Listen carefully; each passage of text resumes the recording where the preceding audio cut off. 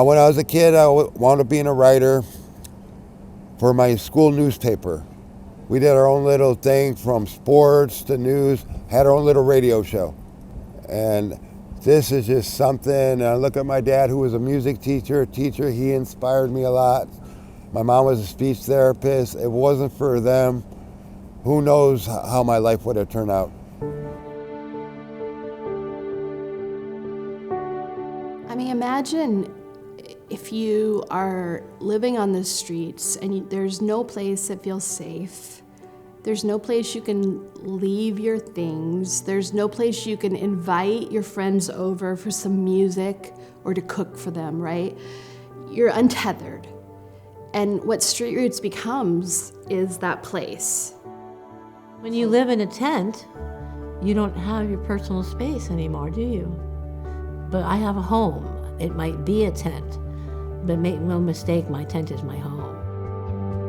It does give me a voice at the table. My goal is to write me a book with short stories in it of inspiration, how to expand and how to be a better person, right? How to improve your life. Street Roots is an integral part of Portland. It's a group that advocates for and with and in partnership with folks who are experiencing housing instability, economic insecurity. We have an incredible paper that's produced by amazing journalists and editors, and then we have folks, vendors who sell that paper to the public. It's a way for folks to earn a living here in Portland. We have the most amazing staff who put up with some of the worst working conditions I've ever seen. The current office literally is tiny and just doesn't function for us. You'll see pictures where there's like 100 people crammed in that one little room, right? And their backpacks and their dogs and their wheelchairs and their walkers and their canes and all this stuff kind of piled up. And it could get pretty intense. Welcome to the basement. You gotta come down here. Usually you gotta put on a cell phone light to be able to see anything down here. We want to expand our services.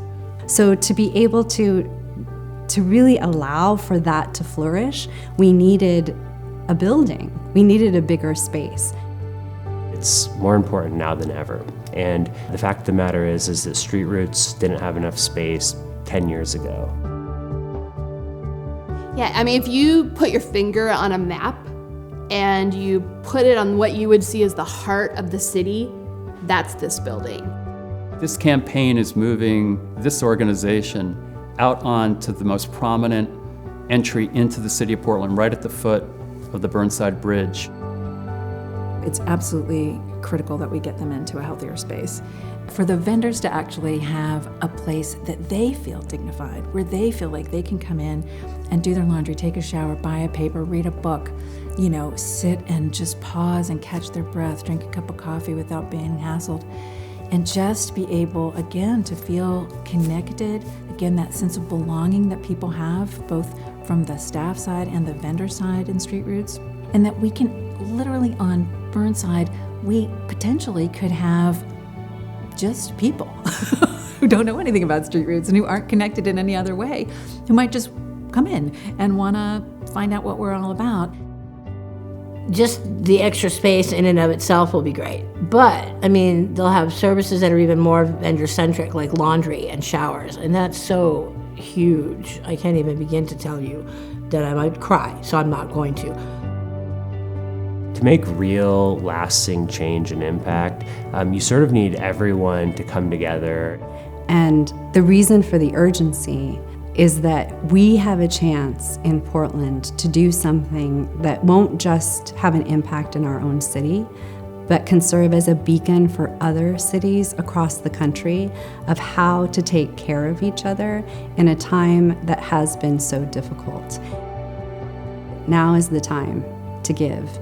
We don't have chances like this very often. People have a lot of choices with their discretionary and maybe limited dollars in terms of what they do with their philanthropy. And in the end, people invest in missions, but they really invest in people. This is also something that gives people more hope that there are people that do care out here in Portland, well, now it's trying to build it back up. It's time to build it back up and make it wonderful again.